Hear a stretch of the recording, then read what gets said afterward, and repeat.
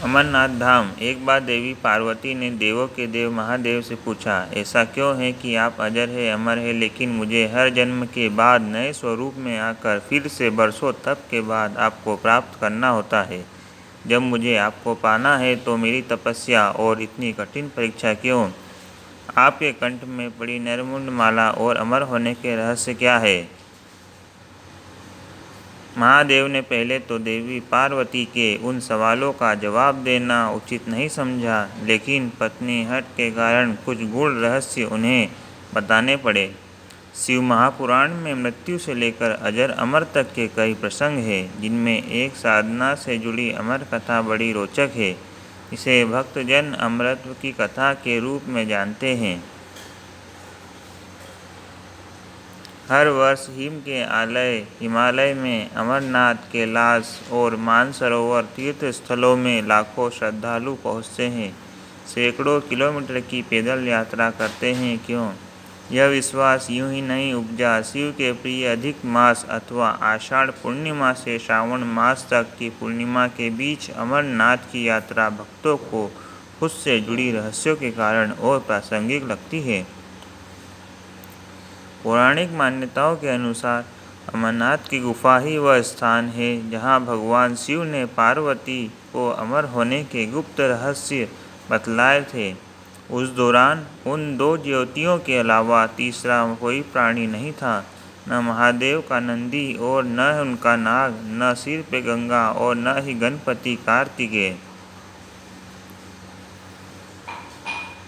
सबसे पहले नंदी को पहलगाम पर छोड़ा महादेव ने।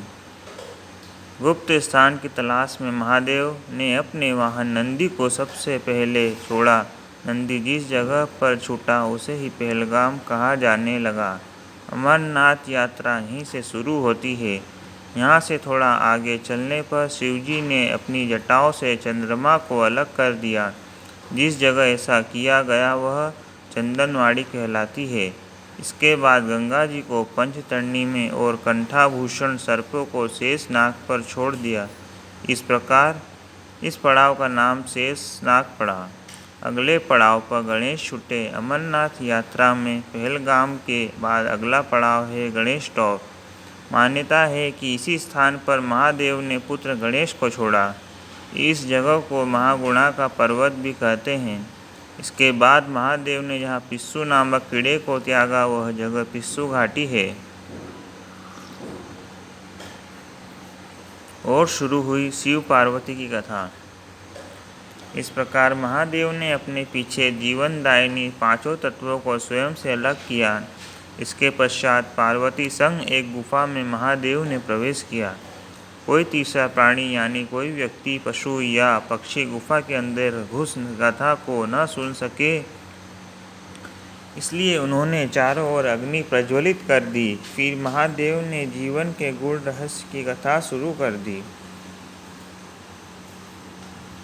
कथा सुनते सुनते सो गई पार्वती। कबूतरों ने सुनी।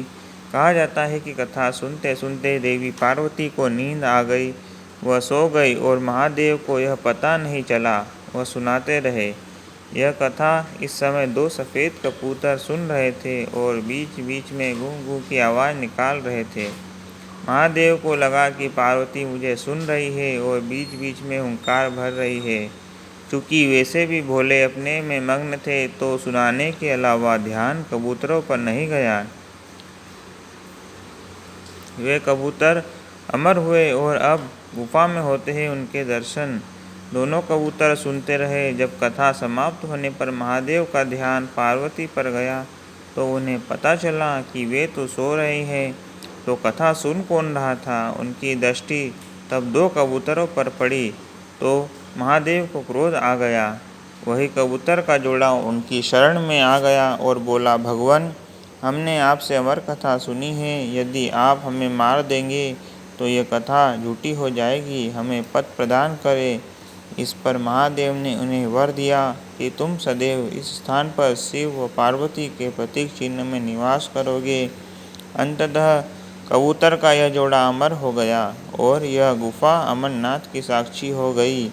इस तरह इस स्थान का नाम अमरनाथ पड़ा। मान्यता है कि आज इन 2 कबूतरों के दर्शन भक्तों को होते हैं। अमरनाथ गुफा में यह भी प्रकृति का ही चमत्कार है कि शिव की पूजा वाले विशेष दिनों में बर्फ के शिवलिंग अपना आकार ले लेते हैं। यहाँ मौजूद शिवलिंग किसी आश्चर्य से कम नहीं है।